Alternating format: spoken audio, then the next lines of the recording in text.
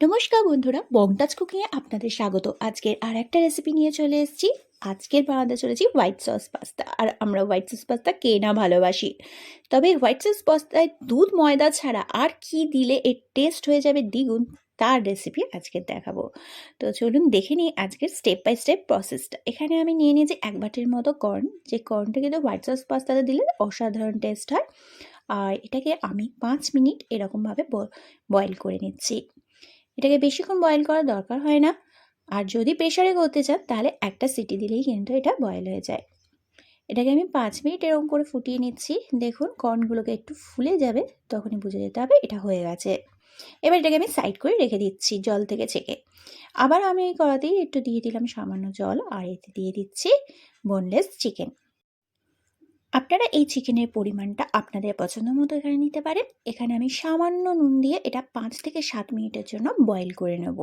আর যদি আপনারা এটা চিকেন না পছন্দ করেন তাহলে এটাকে স্কিপও করতে পারেন। তো এটাকে আমি 5 থেকে 7 মিনিট মতো বয়েল করে নিয়েছি। দেখবেন এটা যখন একটু হাত দিয়ে দেখে নেবেন যে নরম হয়ে গেছে, তখন এটাকে আমি জল ছেঁকে শুধু চিকেনগুলোকে নিয়ে নেব। এবারে এখানে আমি এক ডেকচি জল গরম করে নিয়েছি, আর এখানে 2 কাপের মতো পাস্তা বয়েল করে নিচ্ছি। জলটা খুব ভালো করে গরম হলে তবে পাস্তাটা দেবেন।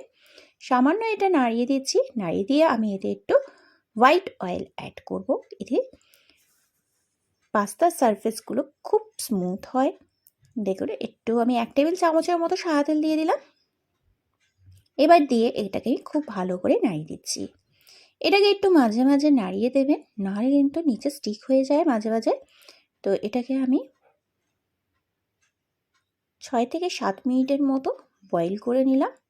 আর এটা একটু দুটো তুলে নিয়ে আমি ছুরি দিয়ে কেটে দেখে নিচ্ছি। হ্যাঁ, এটা একদম পারফেক্ট বয়েল হয়ে গেছে। এই অবস্থায় এবার জলটা ছেঁকে আমি একটা বোলে তুলে নিচ্ছি। বোলে তুলে আপনারা একটু সামান্য তেলও মাখিয়ে নিতে পারেন, তাহলে কি হবে, পাস্তাগুলো জড়িয়ে যাবে না। এবারে আমি চিকেনগুলোকে একটা ফর্ক আর চামচের সাহায্যে একটু ছিঁড়ে নিচ্ছি। এইভাবে চিকেনগুলোকে একটু ছাড়িয়ে নিতে হবে। এবারে আমি একটা ফ্রাইং প্যান নিয়ে নিয়েছি, আর ফ্রাইং প্যানে দিয়ে দিচ্ছি 2 টেবিল চামচের মতো সাদা তেল। সাদা তেলটা খুব ভালো করে গরম হলে এখানে আমি দিয়ে দিচ্ছি 2 চা চামচের মতো রসুন কুচি। এখানে আমি যেহেতু চিকেন ইউজ করছি তাই রসুনের পরিমাণটা একটু বেশি দিলাম। আপনারা যদি চিকেন ছাড়া করেন তাহলে 1 টেবিল চামচের মতো রসুন কুচি দিয়ে দিতে পারেন। এটাকে কিন্তু কিছুক্ষণ আমি ভালো করে তেলে নেড়ে নেব। এর যখন একটা সুন্দর গন্ধ বেরোবে তখন আমি আস্তে আস্তে আমার আদার্স ভেজিটেবলসগুলো অ্যাড করব। এটাকে আমি এই সময় একদম স্লো ফ্লেমে রেখেছি, কারণ রসুনটা কিন্তু পুড়ে গেলে খেতে ভালো লাগবে না। এটাকে 3 থেকে 4 মিনিটের মতো তেলে আমি ভালো করে নেড়ে নিচ্ছি, আর ফ্লেমটা অবশ্যই লো রাখবেন। এবার এখানে একে একে দিয়ে দিচ্ছি আমি একটা সবুজ ক্যাপসিকাম, এখানে দিয়ে দিলাম হলুদ ক্যাপসিকাম, দিয়ে দিচ্ছি পেঁয়াজ কুচি। এগুলোকে আমি সবই কিউব করে কেটে নিয়েছি। পাস্তা একটু কিউব করে কাটলে ভালো লাগে। এটাকে দিয়েও আমি এই সময় মিডিয়াম ফ্লেমে এটাকে কন্টিনিউয়াস কিছুক্ষণ নাড়ব। এটাকে খুব ওভার কুক করার দরকার হয় না, সামান্য সতে করলেই হয়ে যাবে। এটা যখন সামান্য সতে হবে তখন এতে আমি কর্নটা অ্যাড করে দিচ্ছি, আর তার সাথে চিকেনটাও অ্যাড করে দিচ্ছি। চিকেনটা একটু ফ্রাই করে নিলে টেস্টটা ভালো হয়। এটাকেও আমি মিডিয়াম ফ্লেমে 3 থেকে 4 মিনিট মতো নাড়ব। এখানে চিকেনটা একটু যদি ফ্রাই হয়ে যায় টেস্টটা বেশি ভালো লাগে। যদি আপনারা না ফ্রাই করতে চান ডাইরেক্টও দিতে পারেন, তবে একটু ভেজে নিলে টেস্টটা ভালো হয়। দেখুন এরকম হয়ে যাওয়ার পর আমি ভেজিটেবলসগুলো সাইড করে রেখে দিলাম, আর ওই ফ্রাইং প্যানে দিয়ে দিচ্ছি 1 টেবিল চামচের মতো বাটার। বাটারটা যখন ভালো করে মেল্ট হয়ে যাবে তখনই আমি এখানে দিয়ে দেব 2 টেবিল চামচের মতো ময়দা।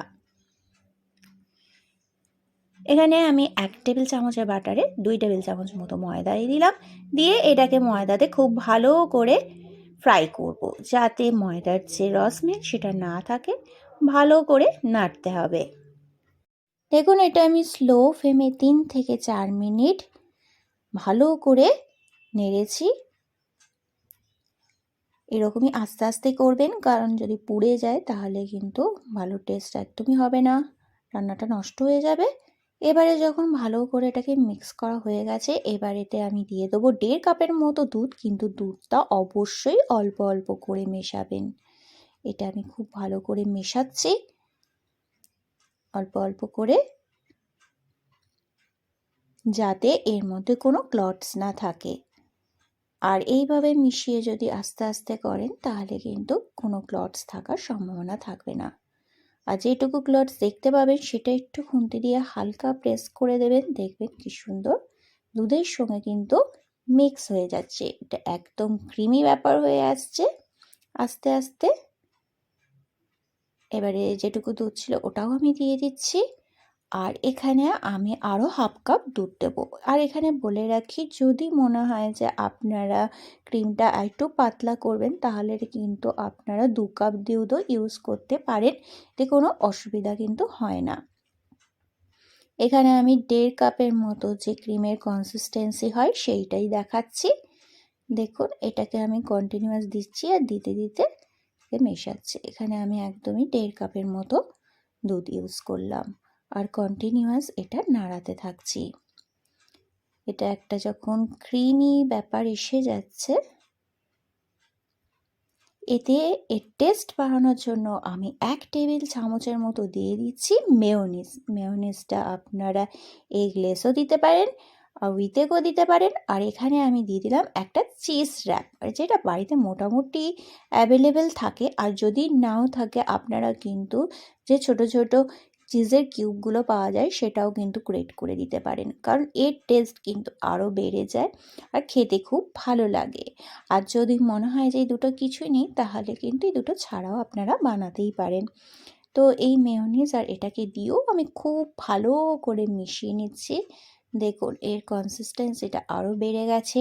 এখন যদি মনে হয় আপনারা এটাকে একটু পাতলা করবেন তাহলে কিন্তু মিল্ক দিতে পারেন।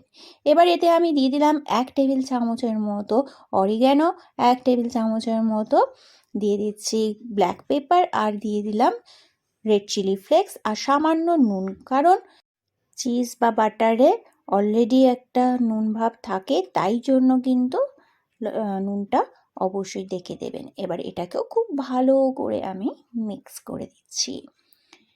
এটাকে মিক্স করে যখন একটা সুন্দর ক্রিমি ভাব এসে যাবে তখন আমি এতে অ্যাড করব আমার ভেজিটেবলসগুলো।